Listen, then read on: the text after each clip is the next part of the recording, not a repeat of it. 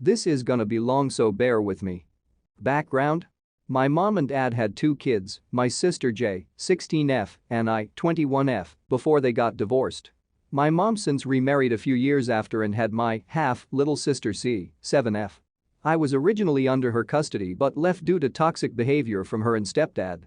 J followed suit just this year. Recently she came into my dad's place and started arguing with J. I got woken up by the screaming and called the cops on her. She then turned to me and started yelling at me, which caused me to have a panic attack. Cops came and called for paramedics for me, and then my mom would start crying and apologizing to me. Since then, I've been prone to attacks like that and have been socially withdrawn, barely eating or sleeping. Jay also blocked her number and cut all contact with her. The story in question. I was just watching Netflix when I suddenly get a phone call from my mom's house.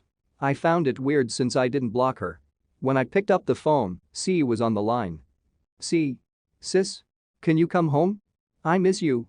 Sniffs.me. C. What's wrong? C starts crying on the phone. I felt my chest starting to tighten up. Me. Is mom there? Did she call me for you? C. Yes. Please come home. Me. I'll be right there, okay? See you later. Hangs up.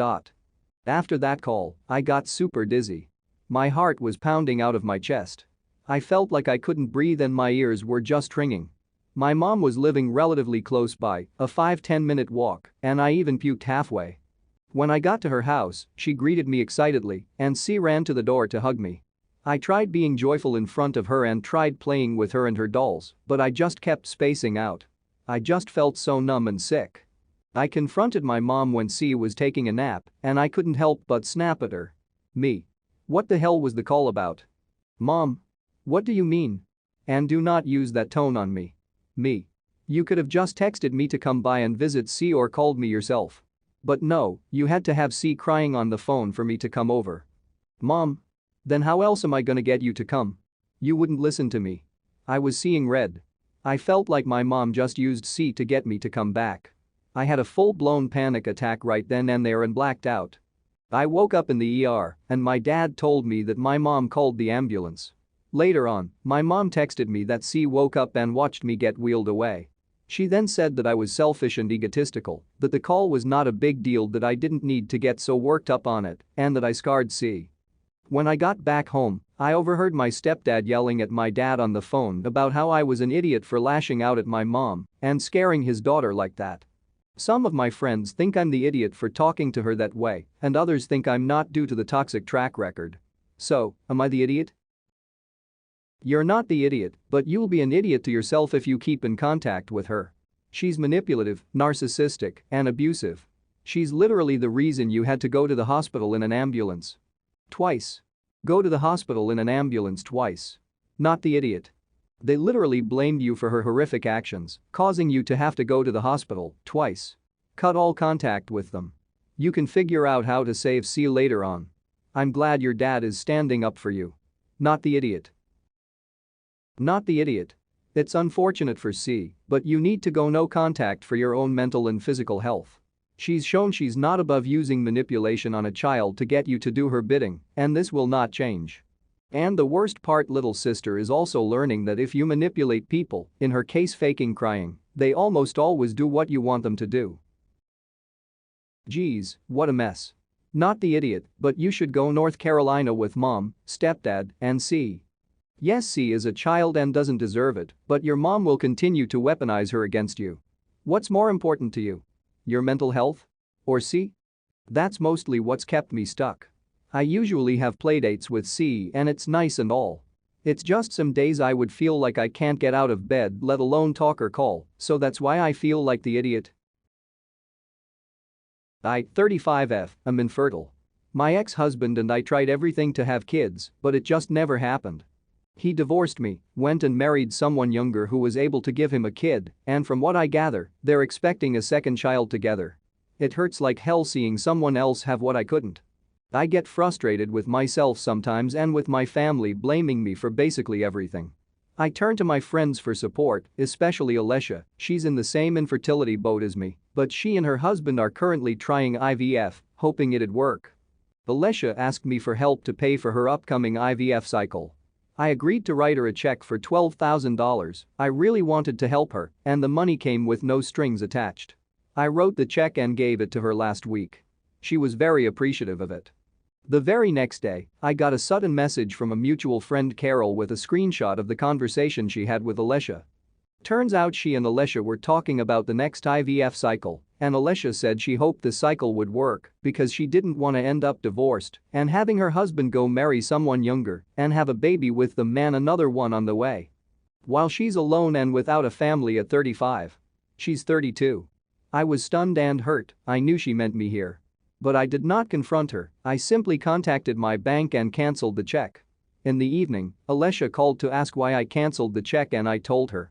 She went crap, saying she didn't mean it that way and that she thought that this was somewhat an inside joke between desperate and fertile women.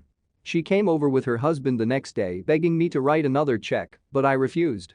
An argument ensued and her husband thought I wasn't being supportive of her like when she supported me throughout my struggles. She left crying and we haven't talked since then. Her husband keeps reminding me, while repeatedly calling Carol a toxic snake, of the date of the next cycle, saying they can't have it after I took the money that was supposed to pay for it back. Some friends think I'm being oversensitive. Carol's on my side telling me to tell them to go to hell, but I feel so bad about it.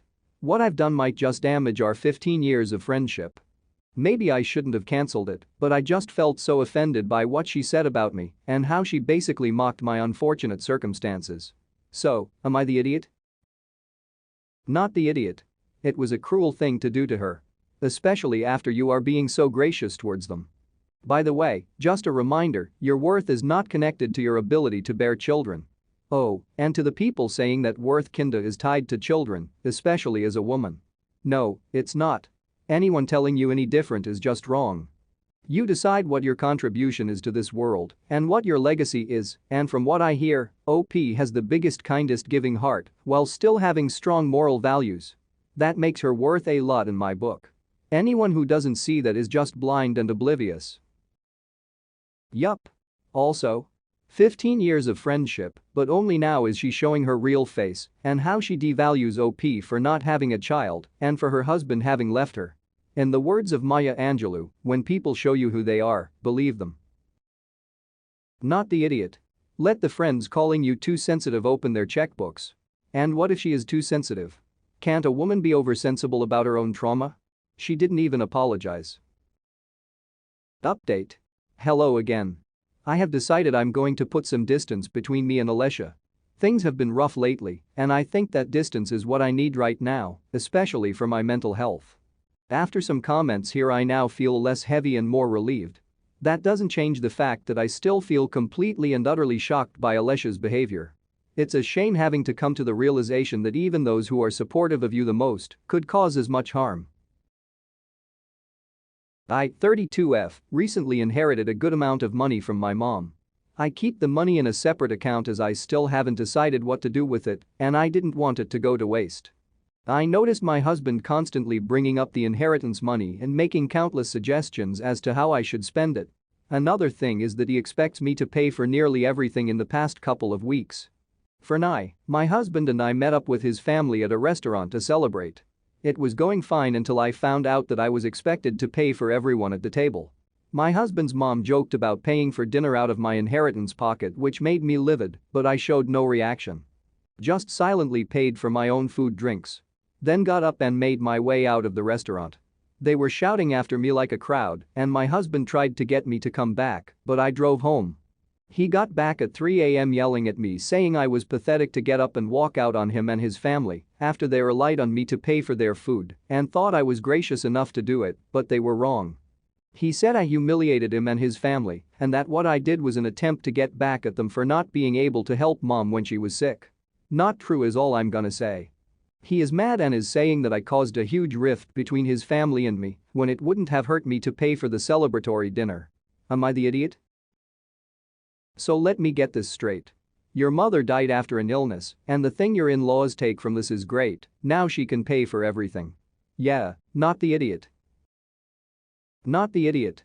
But please see a lawyer ASAP. After this trick, your husband is likely to divorce you to go after your inheritance. Make sure your affairs are legally airtight so he can't touch them. Not the idiot. No one ever has the right to expect someone else to pick up the tab, especially if it wasn't agreed to upfront. This causes two problems. Let's say for argument's sake that you wanted to treat. But their expectation demand of you treating literally robs you of the joy of picking up the tab. No like being forced. Say you begrudgingly just paid. Now you're setting a precedent of constantly being used, and they will expect you to be the family piggy bank.